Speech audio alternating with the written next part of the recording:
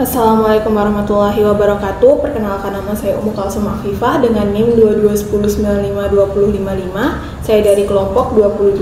Pada kesempatan kali ini saya akan melakukan responsi awal praktikum sistem kendali modul 2 mengenai kontrol kecepatan motor DC dengan sistem kendali lingkar terbuka dan lingkar tertutup. Untuk yang pertama itu ada diagram blok. Diagram blok sendiri adalah diagram yang menunjukkan tahapan pengendalian pada suatu sistem kendali. Untuk bagian-bagian dari diagram blok itu ada yang pertama adalah sinyal, adalah garis sinyal yang menunjukkan arah tahapan pengendalian suatu sistem kendali. Lalu ada subsinyal, subsistem. Subsistem sendiri adalah blok yang berisikan karakteristik dari tahapan pengendali sistem dalam bentuk fungsi. Kemudian ada summing point, di mana adalah titik penjumlahan atau pengurangan antara dua sinyal atau lebih. Lalu ada branch point, yaitu titik percabangan antara dua sinyal atau lebih. Dari gambar ini, itu dapat kita lihat, ini merupakan sinyal atau garis sinyal. Lalu GS ini, HS, itu termasuk ke subsistem. Lalu ada summing point, yaitu titik penjumlahan, yaitu yang ini. Dan ada branch point, yaitu titik percabangan, yaitu yang ini. Di sini dapat dijelaskan juga kalau RS itu merupakan referensi sinyal input. Kemudian ada ES adalah sinyal error. Lalu ada GS dan HS itu adalah fungsi transfer. Lalu ada BS yaitu sinyal feedback dan CS merupakan sinyal output. Jika dalam suatu sistem terdapat dua input atau reference input dalam gangguan, maka tiap input dapat diperlakukan independen. Output yang berkorespondensi pada tiap input dapat dijumlahkan untuk menentukan output sistem keseluruhan. Dapat dilihat dari gambar ini, gambar blok diagram ini. Respon YS terhadap gangguan DS, respon YS terhadap gangguan DS, karena di sini ada dua input yaitu RS dan DS, itu adalah G2S per 1 ditambah G1S dikali G2S dikali HS. Untuk respon YS terhadap referensi input RS yang ini, dengan mengasumsikan gangguan sama dengan 0, YRS per RS sama dengan G1S dikali G2S per 1 ditambah G1S dikali G2S ditambah dikali HS. Untuk total respon atau YS-nya, YS sama dengan YRS ditambah YDS, yaitu G2S per 1 ditambah G1S dikali G2S dikali HS dikali G1S dikali RS ditambah DS, dimana tadi itu adalah hasil perhitungan dari YDS ditambah YRS. Untuk diagram blok sendiri itu ada dua macam, yaitu seri dan paralel. Untuk yang seri bentuknya seperti ini. Untuk fungsi transfernya dapat dilihat pada rumus ini, itu menunjukkan bahwa fungsi transfer secara keseluruhan merupakan perkalian dari fungsi transfer subsistem dibagi dengan 1 dikurangi 1. Kemudian di sini ada diagram blok paralel. Itu dapat kita lihat bahwa di sini adalah paralel, di mana rumusnya itu GS sama dengan sigma K, sigma R sama dengan 1 sampai K,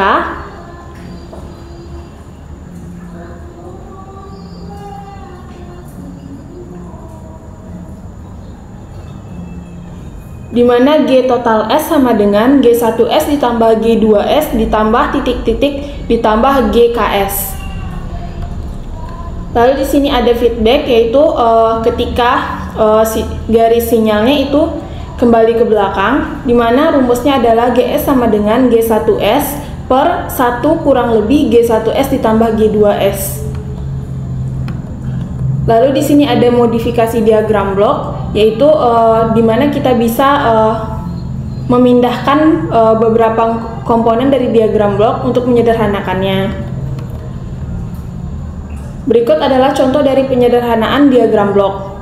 dapat kita lihat bahwa di sini inputnya itu ada R dan outputnya adalah Y. Untuk yang pertama, itu kita bisa menyederhanakan paralel antara C1 dengan C2, lalu paralel antara G1 dengan H1, dan seri dari H3 dengan H2. Setelah disederhanakan, maka didapatkan C1 dengan C2 tadi dijumlahkan, G1 per 1 ditambah G kali H1, lalu di sini untuk H2 dan H3-nya itu dikali. Disederhanakan lagi, itu didapat digabungkan antara C1 ditambah C2 dengan G1, lalu digabungkan pula dengan G2. Di sini menjadi C1 ditambah C2 dikali G1 dikali G2 per 1 ditambah G1 dikali H1. Kemudian setelah disederhanakan lagi, maka menjadi C1 ditambah C2 dikali G1 dikali G2 per 1 per G1 dikali H1 ditambah C1 ditambah C2 dikali G2 dikali H2 dikali H3. Ini adalah hasil akhir dari diagram blok yang telah disederhanakan dari soal yang sebelumnya. Untuk sistem kendali, itu ada sistem kendali lingkar terbuka dan sistem kendali lingkar tertutup. Untuk lingkar terbuka sendiri itu dapat dilihat tidak ada terjadinya feedback. Sedangkan untuk lingkar tertutup itu ada di sini terjadi feedbacknya. Berikut contoh dari sistem kendali lingkar terbuka. Terdapat satu buah soal di sini, yaitu diagram blok dari suatu sistem diberikan seperti gambar berikut. Tentukan open loop transfer function atau lingkar sistem kendali lingkar terbuka, dan B itu closed loop transfer function atau sistem kendali lingkar tertutup. Di sini dapat dilihat untuk mencari open loop transfer functionnya itu BS per ES sama dengan CS dikali GS dikali HS. Sedangkan untuk closed loop transfer function atau sistem kendali lingkar tertutup itu dapat dilihat bahwa di sini YS per RS itu sama dengan CS dikali GS per 1 ditambah CS dikali GS dikali HS. Itu sama dengan rumus sistem kendali yang ada feedbacknya. Selanjutnya, kelebihan dan kekurangan dari sistem kendali lingkar terbuka dan lingkar tertutup. Dapat dilihat di sini bahwa sistem kendali lingkar terbuka itu yang pertama kurang stabil dan aman. Sedangkan sistem kendali lingkar tertutup itu lebih stabil dan teliti. Karena pada sistem kendali lingkar tertutup itu ada feedback sehingga dapat tingkat ketelitiannya lebih tinggi. Kemudian untuk sistem kendali lingkar terbuka itu lebih mudah dibuat, sedangkan sistem kendali lingkar tertutup itu lebih susah untuk dibuat. Lalu sistem kendali lingkar terbuka itu tidak adanya umpan balik atau feedback, sedangkan sistem kendali lingkar tertutup itu terdapat umpan balik atau feedback. Dan untuk sistem kendali lingkar terbuka itu murah, sedangkan sistem kendali lingkar tertutup itu mahal. Selanjutnya itu ada pengendali PID. Controller PID digunakan untuk memperbaiki performansi sistem melalui perbaikan respon sistem yang dihasilkan. Contohnya, mengurangi atau menghilangkan nilai error steady state, meningkatkan kecepatan respon untuk mencapai set point. Untuk yang pertama itu P, yaitu proporsional. Untuk persamaan matematisnya itu UT sama dengan KP dikali ET, di mana KP merupakan konstanta proporsional dalam Laplace. Kalau dalam Laplace rumusnya adalah US per ES sama dengan KP. Untuk diagram bloknya itu seperti ini, dikenal juga sebagai gain atau penguatan. Untuk pengaruh pada sistem, yaitu menambah atau mengurangi kestabilan, dapat memperbaiki respon transient khususnya rise time, settling time, kemudian mengurangi bukan menghilangkan error steady state. Untuk menghilangkan error steady state dibutuhkan KP yang besar yang akan membuat sistem lebih tidak stabil. Controller proporsional memberi pengaruh langsung atau sebanding pada error. Semakin besar error, semakin besar sinyal kendali yang dihasilkan controller. Selanjutnya itu controller integral atau I-nya. Persamaan matematisnya UT sama dengan KI integral 0 sampai T ET dt, di mana KI merupakan konstanta integral. Dalam Laplace, US per ES sama dengan KI per S. Untuk diagram bloknya seperti ini. Pengaruh pada sistem untuk kontrol integral itu yang pertama menghilangkan error steady state. Yang kedua, responnya itu lebih lambat dibandingkan dengan proporsional. Yang ketiga, dapat menimbulkan ketidakstabilan karena menambah order sistem. Untuk perubahan kontrol sebanding dengan perubahan error, semakin besar error, semakin cepat sinyal kontrol bertambah atau berubah. Selanjutnya itu